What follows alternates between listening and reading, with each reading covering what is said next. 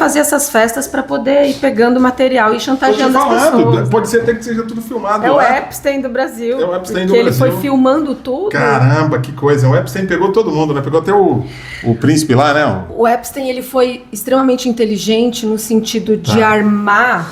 Sim. Para os bilionários do mundo, porque ele não era um bilionário. Sim. O Epstein é um milionário. Sim. Ele tinha muito dinheiro. Mas nada que se compare às grandes fortunas do mundo. Sim. Mas qual foi a grande sacada dele? Foi começar a explorar os limites dos convidados dele. Perfeito. Então ele ia levando convidados para a ilha dele e no começo eram meninas menores de idade. Perfeito. As novinhas. Sim. E aí as menininhas de 14, 15 anos. Aí ele foi reduzindo a idade. E ele foi testando quem ficava e quem continuava. E ele ia filmando isso. Sim.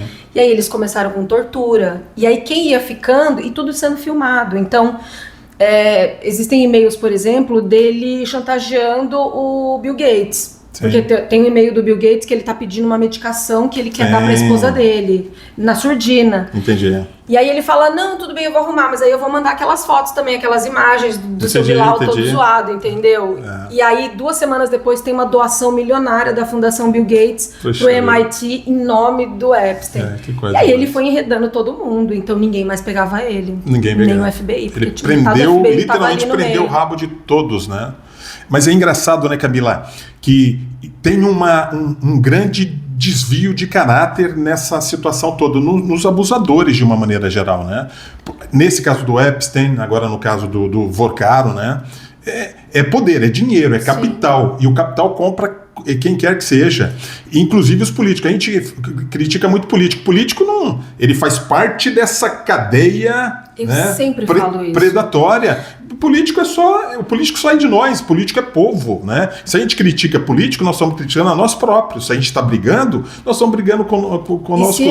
Quando as pessoas começam a falar para mim que o grande mal do Brasil são os políticos e tal, eu falo, olha, se aquele cara que não tem escrúpulo tá ali, ele tá representando alguém. Sim. Alguém que se reconhece nele, deposita nele uma parcela da popularidade. Confiança. Ele representa uma parcela. Ele deveria representar, a partir do momento que ele foi eleito por uma parcela, representar o todo. Então não tem, porque eu sou de direita, de esquerda, de centro, de caramba, eu penso dessa forma. Não, aí, é exatamente você entendeu? isso. E tem uma coisa... Eu tenho que pensar no Brasil, cara, numa nação. E tem uma coisa mais profunda aí, que quando as pessoas criminalizam a política, elas deixam de fora um setor importantíssimo da sociedade que dá respaldo para isso, que são os grandes empresários. Sim. Então você não tem um político corrupto sem um empresário corruptor. Perfeito. Então você demoniza a política, porque aí as pessoas se afastam, e aí os empresários dominam aquilo, mas no dia a dia tá todo mundo puxando o saco do empresário que tá enriquecendo e que todo mundo sabe que é de forma ilícita. Perfeito. A gente tá numa cidade pequena aqui, que a gente olha pro lado, a gente sabe quem cresceu assustadoramente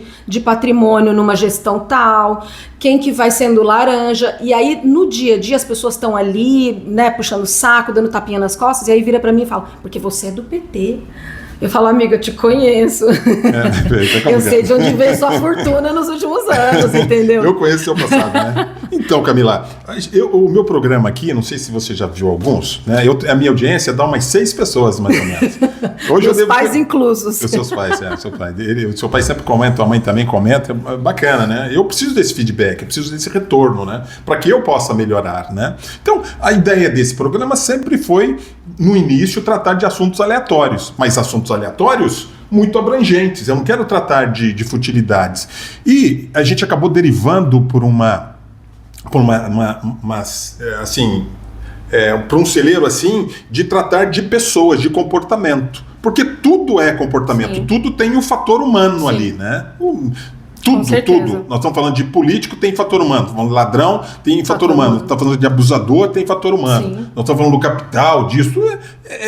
O que gira tudo isso daqui é gente. Se a gente falar de IA é uma inteligência artificial. Mas ela está sendo guiada por um ser humano. Por um ser humano. Os caminhos da IA, quem está ditando é o homem. É o homem, e a IA nada mais é do que um grande processador de informações, né? Esses dados todos foram produzidos por um homem, Sim. por pessoas. Eu quero falar de engenharia, eu quero falar de cálculo estrutural, eu quero falar de qualquer coisa, de leis e tal. É um banco de dados. Sim. Então alguém gastou tempo e dinheiro, inclusive nosso, para fazer isso, né? Então tem o fator humano. E hoje o tema eu não vou me estender muito, porque eu tenho essa capacidade de me abstrair um pouco e não, né, não ser muito sucinto, mas o tema do nosso programa hoje, né, ele é o inverso, né, de quem ama mata. É quase como uma pergunta. Quem ama mata? Você sabe, quando eu li no card, eu lembrei de um podcast que eu ouvi há um tempo atrás, chama Praia dos Ossos. É um podcast da Rádio Novelo que faz um raio-x do que foi o julgamento do Stuart, alguma coisa Stuart, que foi o assassino da Ângela Diniz. Tá. No final da década de 70. Sim. E aí... eu não me recordo o nome dele. Então... Alguma coisa Stuart, fugiu o primeiro nome dele. Se falou assim recentemente do Lindomar Castilho, que matou uma outra pessoa também. Esse nome não é ele acabou também na mesma pegada do que matou a Leila Diniz, né? Mas o que foi impressionante é que a gente tem um retrato da sociedade na década de 70. Sim. E o primeiro julgamento dele foi um julgamento muito focado na Ângela Diniz, no comportamento dela, como ela era como mulher. Então, o advogado brilhante do assassino mirou o foco para o comportamento dela. Perfeito. E deixou o cara como uma vítima de uma mulher fatal que acabou ele matou em defesa da honra dele, cara. Exatamente. Negócio louco, não existe isso. E aí, quando esse primeiro julgamento foi o que estava muito em pauta era o comportamento dela. Isso no final da década de 70. Logo que vira para o começo da década de 80, as pessoas que estavam no exílio começaram a retornar para o Brasil, por causa da abertura política. Com esse retorno de muitas mulheres de esquerda, elas começaram a questionar o resultado do julgamento. Justamente com essa pergunta, quem ama mata? Quem ama não mata? E elas começaram a colocar cartazes e começaram uma onda que acabou por provocar um segundo julgamento. O primeiro júri foi anulado e aí foi um segundo julgamento. No segundo julgamento, os advogados já conseguiram mostrar por A mais B que não era o comportamento dela ali que estava em xeque. Sim. Era a falta de não era pudor nem escrúpulo dele, mas a falta do mínimo de se segurar em relação a não entender que ela era um objeto dele. Perfeito. Ela tinha a liberdade dela, ela queria sair daquilo e ele não aceitou. Assim, exatamente. Né? E aí elas começaram, e já no segundo julgamento, ele foi condenado. E a própria mídia tratou de uma outra forma. E esse podcast mostra de uma forma muito bacana como de dois anos. Parecia da década de 70 para a virada do começo da década de 80, a percepção das pessoas já foi mudando. Então, a culpa já foi saindo da vítima e já foi... Opa, peraí, a culpa não é dela, foi um cara que puxou o gatilho. Perfeito. Então, quando a gente faz essa pergunta, quem ama, mata? É óbvio que não. Você pode ter momentos em que o rompante, você empurrar uma pessoa na hora da raiva e ela tropeçar, cair, bater a cabeça, morreu. Pode ser considerado um crime passional. Na hora da raiva, você empurra. Não existiu deliberadamente a intenção de acabar com a vida daquela pessoa, como a gente vê na grande maioria dos casos. A pessoa orquestra, se organiza, pega a arma, sai atrás. Sim. Então, não mata, claro que não mata. O que mata é a sensação de posse. Você tem a posse daquele objeto e quando você não tem mais... É impossível, não existe isso. Então você precisa eliminar aquilo, porque se ela não é tua, não é mais de ninguém. Não é de ninguém. Tá? Essa é a máxima, exatamente. Essa é a lógica do E não assassino, são monstros que cometem esse tipo de crime. Esses dias eu fiz um vídeo por causa de uma menina da Topolândia que foi assassinada, a Emília. Mês passado, no começo do mês passado, ela foi assassinada supostamente pelo namorado dela. A família toda relatou que ela vivia com várias marcas e ela sempre dizia e confessava que era por causa de briga e que ele batia nela, então era um relacionamento abusivo. E diante desse histórico, a GCM prendeu o namorado dela, mas a polícia soltou no mesmo dia. Eu fiquei tão indignada com aquilo, eu fiz um vídeo falando sobre isso, porque para mim, a percepção que eu tenho é que o fato dela ser uma garota negra e pobre da Topolândia influencia muito para que as autoridades não se importem muito com o que acontece, né, com o criminoso. E aí eu fiz um vídeo e uma pessoa me respondeu no Instagram falando, mas também essas meninas só se envolvem com tranqueira, porque esse cara, ele era envolvido com o tráfico e não sei o quê. E aí eu falei, moço, você olhou os programas de polícia que tem na TV? Da Atena, o outro programa do SBT, da Band, da Record, todos eles. Sim. Se você abrir lá, você vai ver o coronel que matou a esposa, você vai ver o engenheiro que matou a mulher, você vai ver o jornalista que matou a mulher. Isso não tem a ver com classe social. Não existe isso de dizer que a mulher se envolve com o bandido. Tem cara que fica casado 40 anos com a mulher. A partir do momento que ela quer se divorciar, ele mata ela. Ele mata ela, entendi. Era um relacionamento assim, perfeito assim, para a sociedade, mas era um relacionamento... Enquanto a mulher é submissa. É submissa, perfeito. No acabou a submissão. momento em que ela entende que ela não quer mais aquilo, em que ela toma a rédea da vida dela nas mãos. Isso não quer dizer que o relacionamento não foi tóxico a vida inteira, Sim. foi abusivo a vida inteira, que ela não sofreu a vida inteira, cara. Tem muita gente que fala assim, hoje em dia os casamentos acabam muito rápido. Olha, minha avó ficou aí 50 anos com o mesmo cara. Mas ficou bem? Vai perguntar pra sua avó como é que era o dia a dia. Melhor nem perguntar. Exatamente. Você entendeu? Porque foi o que você falou, talvez a gente é uma sociedade patriarcal, machista pra caramba, isso é histórico, cultural. E é o machismo que constrói as nossas relações. Quando a gente fala que a sociedade é machista, eu não estou querendo dizer cada um em particular, porque a primeira coisa que a gente que os homens tendem a pular para se defender quando você fala, nossa, a gente é machista. Não, olha, veja bem, mas eu não sou. Eu tô falando assim, se você olha uma pessoa caída na rua, um carro passou e atropelou aquela moça, você fala, nossa, olha, essa moça foi atropelada. E aí a pessoa vira e fala, olha, mas nem todo carro atropela. Não tô falando, não é de um carro, a gente tá falando do que acontece no dia a dia. Sim, perfeito. Então, é uma postura defensiva que impede os homens de enxergar a própria conduta. Porque ninguém mata uma mulher do dia pra noite, existe uma escalada, é o que a gente fala de um iceberg. Então, lá embaixo a gente tem a misoginia, todas as características que são atribuídas às mulheres, elas são utilizadas como chacota para os homens. Tudo que é do universo feminino, do dito universo feminino, ele vira subalterno, é de segunda categoria. Então, isso é a misoginia. Isso é você reduzir as mulheres a cidadã de segunda categoria. De segunda categoria, não tenho dúvida. Então, essa é a base do machismo. Então, por exemplo, a falta de... Quando a gente fala de serviço doméstico e da política do cuidado, as mulheres são 99% das cuidadoras no Brasil. Então, pessoas com deficiência, idosos, crianças, geralmente quem cuida são as mulheres. 99% dos casos. Então, quando se fala, porque o PIB do Brasil é de tantos milhões e as mulheres não participam muito. E aí você vai ver como é que você, enquanto homem, conseguiu ter uma empresa, almejar um status, porque você tinha atrás de você roupa lavada, comida pronta e seus filhos educados. Se você fosse pagar por esse serviço, você ia pagar uma faxineira, uma lavanderia para cuidar da sua roupa, você ia pagar uma pedagoga para dar aula para os seus filhos e fazer a lição com eles. Então, você tem um custo. Quando você invisibiliza esse custo, que é o trabalho doméstico das mulheres, ele durante muitos anos ele foi absolutamente invisibilizado. Então, quando você descredibiliza tudo que é da mulher, então os meninos, vai lavar louça, mas quem é que manda na tua casa? Perfeito. Então o homem não pode dividir nem as tarefas com a mulher porque ele vira chacota no boteco com os amigos. Mas quem manda em você? É a sua esposa? É você que lava a roupa? É bom, mas se você também usa roupa, né? Se você também usa aquele banheiro, você também tem a obrigação de cuidar.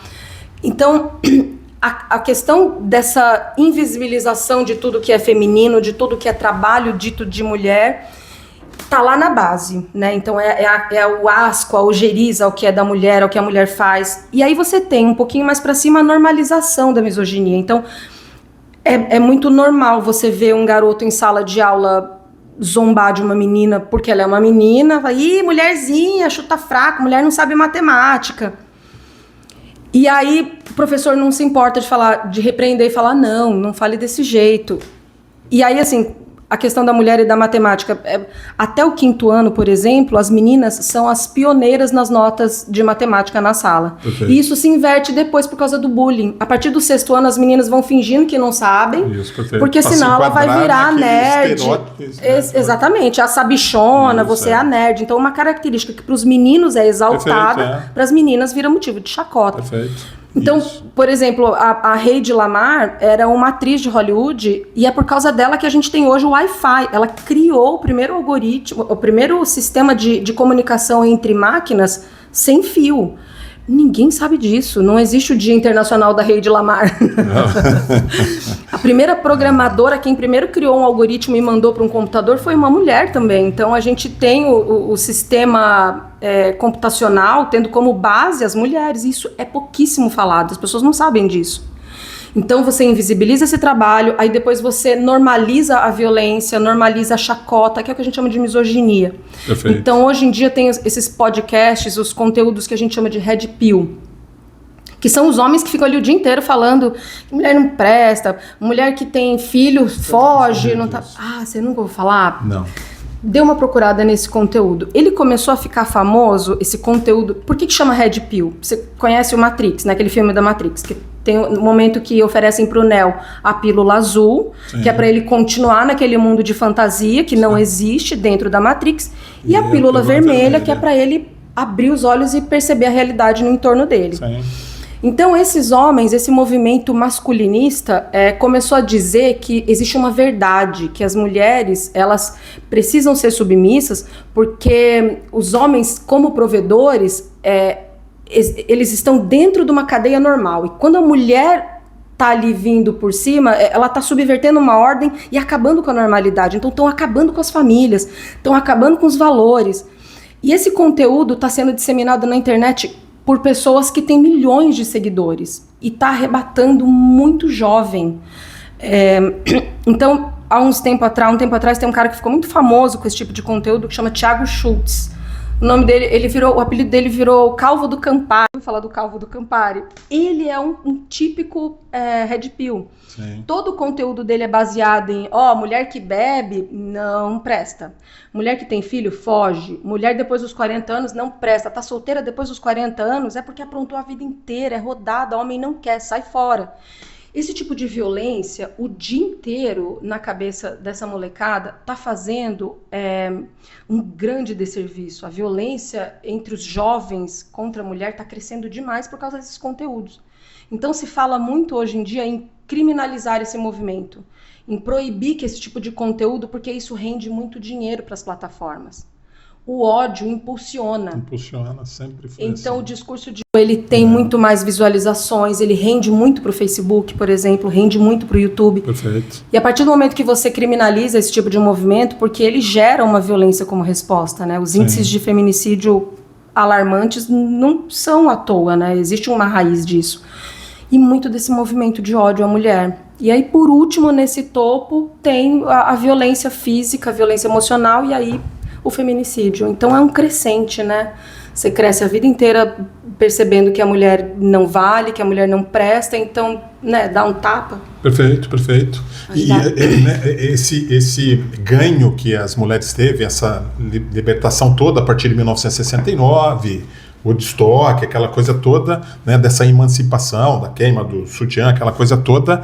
Só que eu acho que é um machismo meio que estrutural mesmo, né? E histórico. Eu acho que é quase que assim, sei lá, sim, das cavernas, da idade. Porque é só questão de respeito mesmo, tá certo? Nós somos os provedores porque a gente saía para caçar. As mulheres ficavam em casa cuidando das tarefas domésticas, né? E é antropológico isso.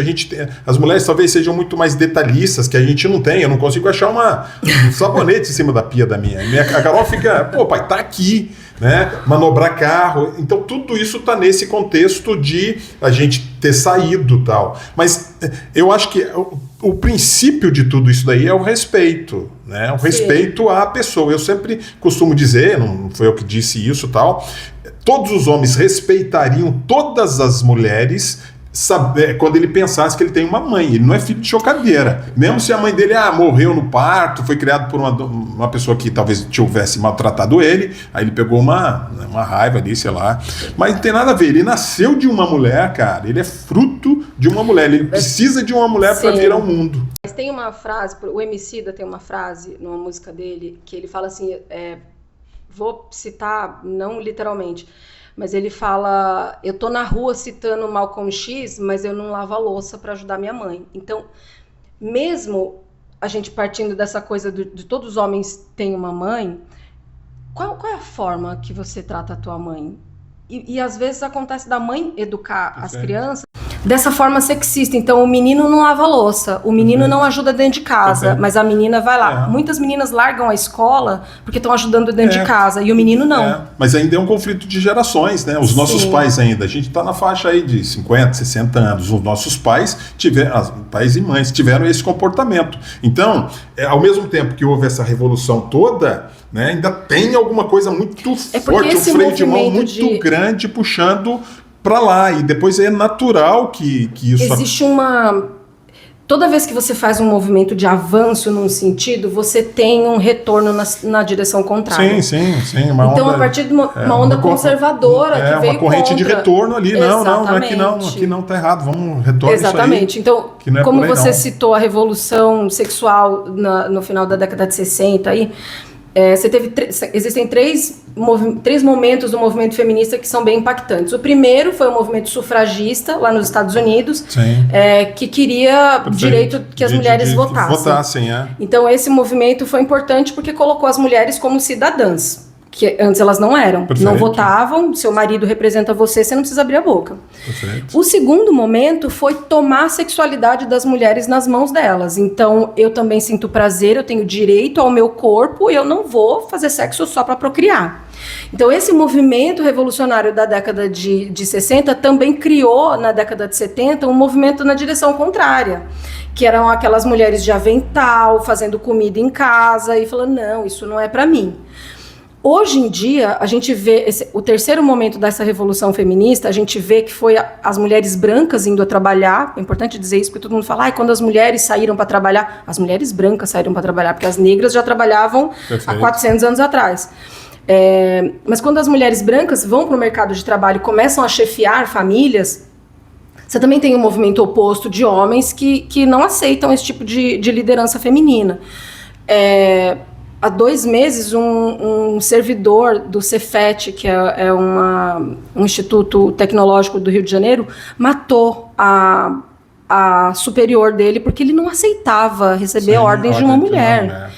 Então, ele matou a superiora dele porque ele simplesmente não admitia. Então, hoje a gente vê, por exemplo, muitas meninas e mulheres que conseguem identificar a toxicidade dos relacionamentos delas. E aí elas falam, não quero mais, isso aqui não é pra mim, o cara tá controlando a cor do meu esmalte, tá querendo olhar meu celular, então eu não vou querer isso. E aí vem a direção contrária. Então esse índice alarmante de feminicídio vem muito por causa do conteúdo de ódio às mulheres na internet e também muito por causa da forma como as mulheres vêm percebendo o mundo, da forma como as mulheres vêm entendendo as violências que elas sofrem. Então, quanto mais mulher percebe o que é a violência de gênero, mais elas tentam se afastar. E quando ela tenta se afastar, é o momento em que ela é morta. Então, é um problema grande. Vamos direto ao assunto, Camila. Bora. Como que a gente conserta isso, Camila? Do jeito que está aqui. Nós temos mais de 8 bilhões de pessoas no mundo, né? Existem culturas aí e tal, né? Do Oriente Médio, Irã, não sei o que lá, que as mulheres aí que não tem liberdade nenhuma, né? Não tem a liberdade de sair. Autonomia, né? Nenhuma.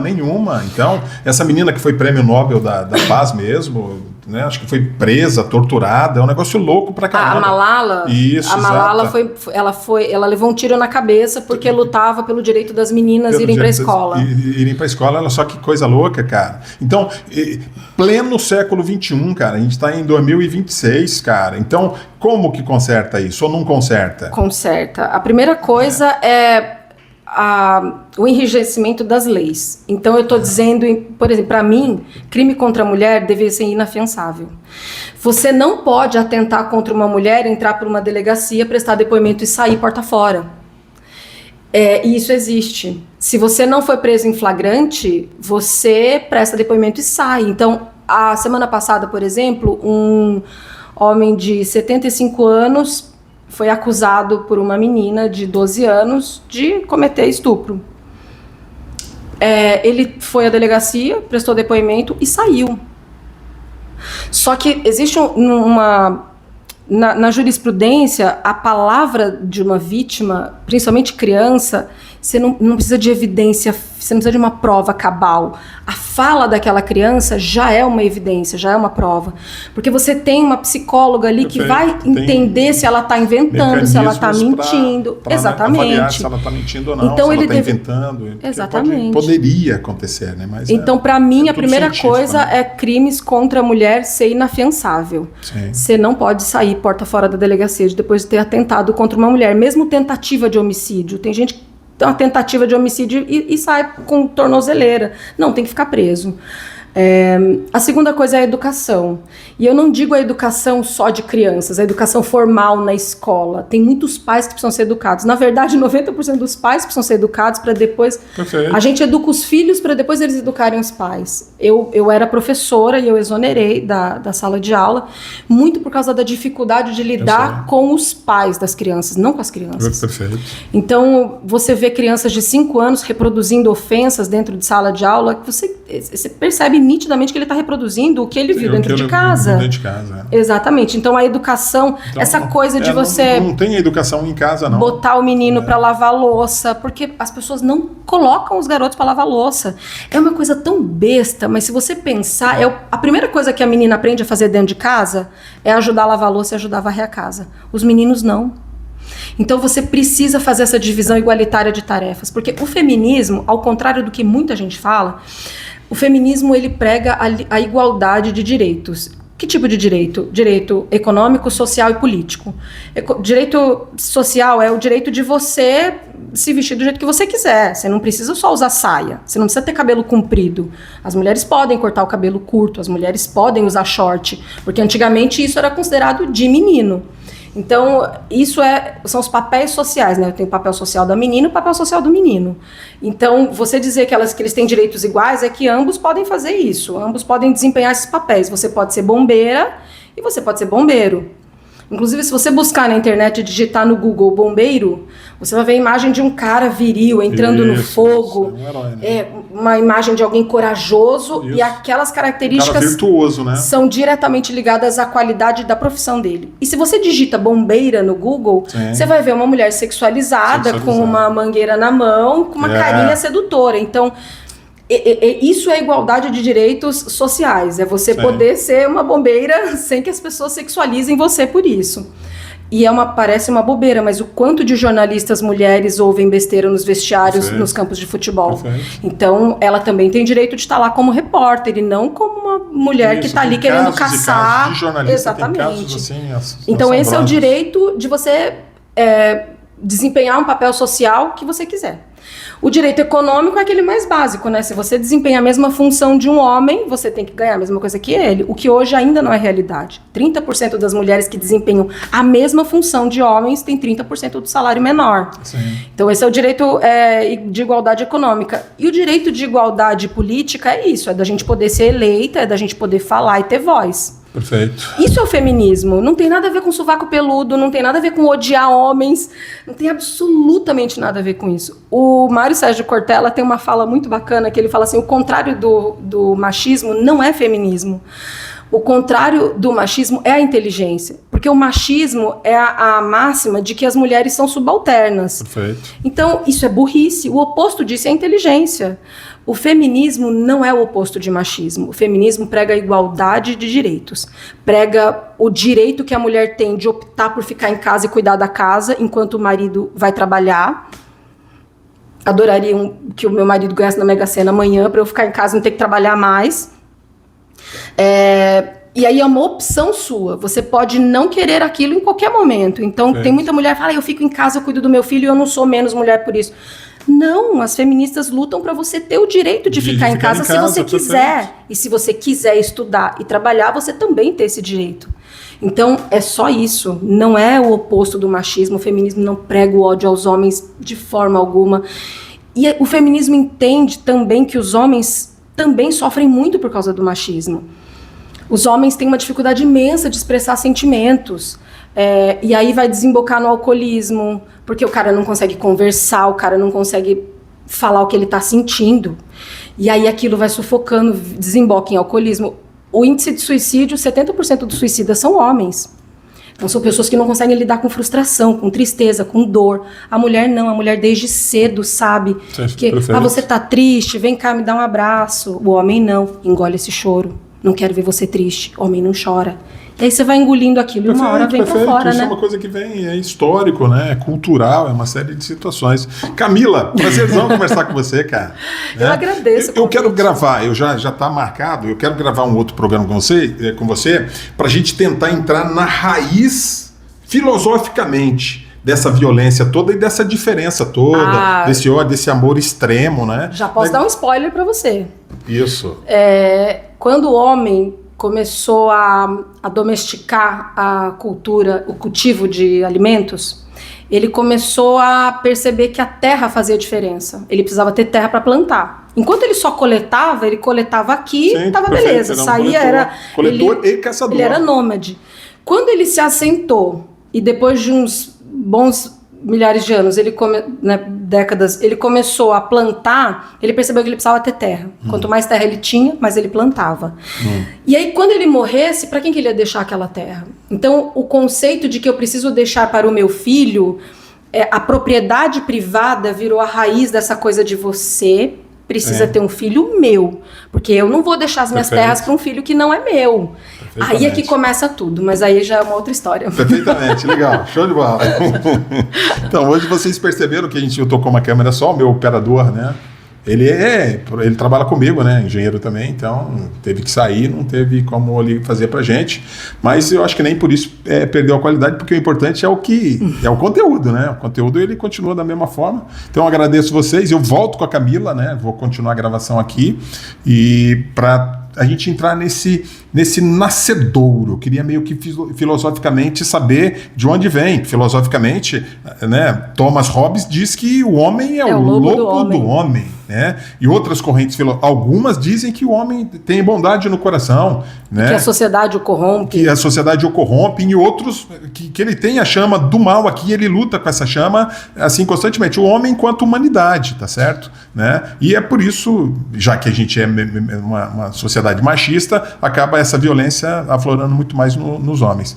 Mas obrigado aí, grande abraço, né? Os amigos da Camila, por favor, né? Se não estão inscritos no canal, se inscrevam e a gente volta numa próxima oportunidade, Camila. Muito obrigada, Lopes, pelo convite, pela oportunidade. Sim. Isso é um prazerzão, eu queria conversar com você há 1000 anos já. Hoje deu certo. Hoje deu. Obrigado, cara. Eu que agradeço. Isso. Vou ver como é que tá lá. Se deixar, eu vou falando aqui até amanhã. Eu vou falar pra você, cara. Pena que o João não veio. Com o João aqui, a gente nem consome, foi 30 minutos.